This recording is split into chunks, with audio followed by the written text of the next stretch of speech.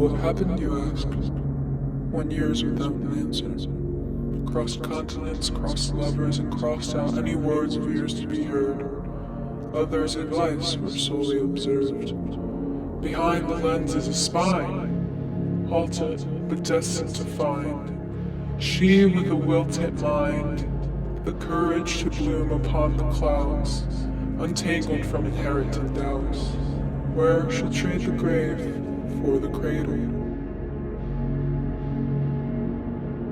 Little me running around in the Floridian sun, named the Sunshine Child, who made people laugh and smiled much herself.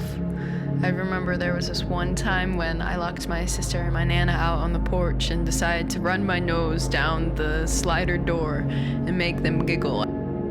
I felt like I needed to be my family's mascot, like I needed to be the one who had the cheer.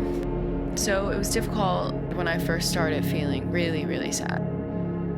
I would just cry for hours on end, and I would try to figure out where this feeling was coming from. I would just think about minuscule things in my life that may have been wrong and just amplifying it and making things even worse. But during this time, I had writing, and I had music to be an outlet for me. I could just put on those songs that made me feel like I could take my life back again and stare at the ceiling and just cry it out. It wasn't until I taught myself guitar that I really found a way to express myself that could not be a burden, that could not be judged, that was just my own. There were even points where I would be playing my guitar and words would come out, and then next thing you know, I listened back to it, and there were these feelings I didn't even know I had, but it allowed me to have more introspection. The depression that they teach you in school, it's like the sadness, you're sleeping a lot, but you're still feeling. For me, the second part when I reached college, it was a numbness. From being a person who cried at commercials with puppies to someone who could not even laugh, I was scared it would never go away. And that's how life was now. I did not think I could get through it. I remember just being on autopilot, searching for some sort of feeling and smoking cigarettes because at least I could feel the burn, and it wasn't poetic and it wasn't romantic. It was just not even sad. It was nothing. I had an opportunity to leave things behind, leave everything behind and just sever it. I was able to be in a new country and meet new people. I remember the first thing I did was get a guitar, and having that guitar was so important for me. It showed me a lot about myself, and it still does to this day. I realized a lot of these feelings were a coping mechanism. I regret a lot that I slept so much to escape reality, but I think a lot of this has been about forgiveness. We did the best we could when we were that person at that time.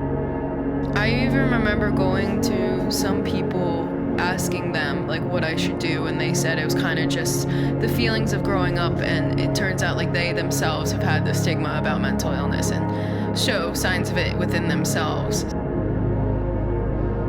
I guess feeling like a burden made me feel like I had to go through this alone, and music was a place where I could escape to and almost hold my own hand, because I knew like I was creating something beneficial from these feelings or lack thereof, that I could possibly help someone. And in creating this EP, I have had so many doubts that it is not good enough, that I do not have enough skill, that this will never sound good enough regardless of how long I will try on it. But as long as it helps just one person, I know it will be of all worth ever. I don't want anybody to feel the way that I felt. Especially the idea that things won't get better, because things do get better. Keep it on a repeating record, because it really does. With mental illness, you might feel like you've wasted a lot of your time and you're not as far as you'd like to be. We have lived life so much deeper and pondered its most philosophical questions, so that when we do finally get our bearings and understand how to deal with this, then we will be capable of so much more.